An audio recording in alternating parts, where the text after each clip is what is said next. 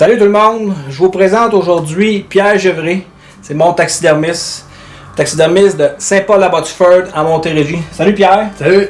Je voulais vous le présenter parce que ça me tient à cœur de vous parler d'un artiste. Pierre, c'est un artiste, en ce sens que les bêtes qu'il naturalise sont vraiment, ils ont un aspect vivant. Comparativement à certaines bêtes à l'occasion qu'on puisse voir, mais m'est arrivé aussi de faire monter des bêtes qui n'ont pas l'allure vivante. C'est important, les chasseurs, lorsque vous récoltez finalement la bête de votre rêve, votre trophée, choisissez un taxidermiste qui redonne la vie aux animaux. Ça fait combien d'années tu fais ça, Pierre? Plus de 35 ans. Plus de 35 ans. Puis là, en ce moment, on est vis-à-vis ton display anglicisme de bêtes qui viennent soit de l'Afrique ou, ici, c'est un cerf rouge, c'est ça? Ça, c'est le cerf de parc d'élevage ici au Québec. OK. Puis, ces années ici, il y a beaucoup de gens, c'est la mode, entre guillemets, de faire des safaris de chasse en Afrique. Pierre, il y a quelques bons arguments pour vous autres, les chasseurs qui visitez l'Afrique, à savoir pourquoi vous les feriez naturaliser ici plutôt que là-bas. Commençant par... Bien, premièrement, commençant par le transport. Si vous allez en Afrique, puis vous faisiez un safari, vous avez, mettons, 5-6 bêtes. Premièrement, là-bas, on peut faire envoyer ça par Dick and Pack. Dick and Pack, c'est salé séché.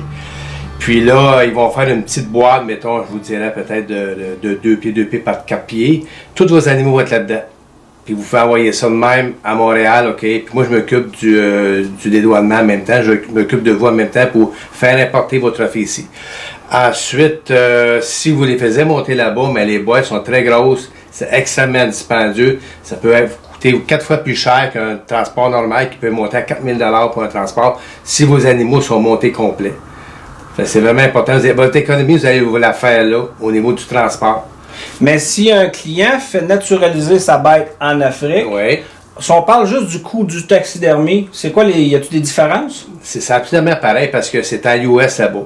Okay. Un exemple, moi je charge 9,95 pour un coup doux avec les taxes. Okay. Là-bas, ils chargent 700 US. Ouais, ça revient pas mal pareil. Quand que vous arrivez ici, vous le mettez en canadien, plus qu'à Montréal, ils vont vous charger les taxes. La douane va vous charger les taxes, plus 7% de droits de taxes en plus. Ça fait 21% de taxes qu'ils vont vous mettre en surplus, plus le transport. Fait que c'est pour ça que les frais sont très hauts au bout de la ligne. Okay. Normalement, le transport de Dick and Pack, c'est environ 1 000 $. Si vous les faisiez faire là-bas, mettons un exemple pour 4-5 animaux, ça va être peut-être 3-4 000 $. Fait que, puis en plus, là-bas, quand vos animaux arrivent à Montréal, au niveau de la douane, ils vont vous charger TPS, TVQ et 7% de droits de taxes. Comme ici, moi, mon prix, les taxes sont dans les prix. OK. Puis, juste rapidement, c'est quoi Dick and Pack? Moi, je connais pas ça. Dick and Pack, c'est salé séché. Dick and Pack. Ouais, eux autres sont habitués de faire ça comme ça. La peau est salée, est séchée. Les écrans sont nettoyés au peroxyde.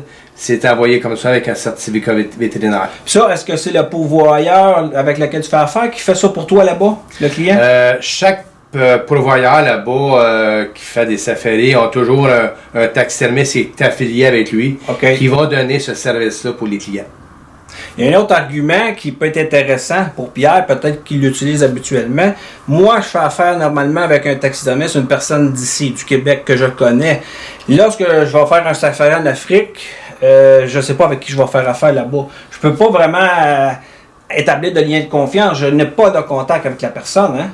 Le problème là-bas, c'est que c'est toutes des grosses taxidermies. Fait qu'il y a beaucoup de gens qui travaillent dans ces shops-là. Fait que vous avez un taxidermie plus commercial qu'une taxidermie artistique là-bas. Moi, artisanal. C'est ça, oui. Parce que le lien est important, hein, le lien de confiance.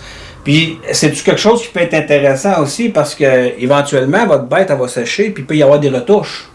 C'est sûr que si la bête est montée là-bas, elle arrive ici, puis il y a des dans le transport, il peut y avoir des bris. Fait que vous arrivez ici, votre bête peut être brisée aussi. On va être pogné, excusez l'expression, on va être obligé d'aller quand même chez un taxidermiste local. C'est ça, pour recommencer ou refaire les retouches. Puis aussi au niveau du transport, là-bas, les très grosses boîtes, souvent c'est retardé au niveau des compagnies aériennes parce que c'est très gros. OK. Fait que votre boîte de Dick and Pack est beaucoup plus petite, beaucoup plus favorable pour le transport. Moi, j'ai une dernière question pour Pierre au sujet de l'Afrique. Je ne vais pas en Afrique, mais je sais qu'il y a des gens en masse qui y vont. La personne qui se magasine un voyage de chasse en Afrique, tout est réglé, il s'en va là-bas. Est-ce que tu offres l'encadrement pour l'aider à toutes ces démarches-là pour le retour de sa pièce? Là? Oui, le client qui va en Afrique est mieux de m'appeler. Puis je vais vous donner toutes sortes de petits trucs pour sauver des sous au niveau du transport, au niveau de toutes sortes de choses pour être capable d'aller chercher le mieux pour vous. Les gens qui fréquentent l'Afrique ou qui désirent fréquenter l'Afrique pour un voyage de chasse, je recommande Pierre. Téléphonez-lui si vous voulez des conseils, savoir comment procéder pour ramener vos bêtes et les faire naturaliser et faire travailler le monde de chez nous ici au Québec. Parce que c'est ça, la chasse avec Charles Doris.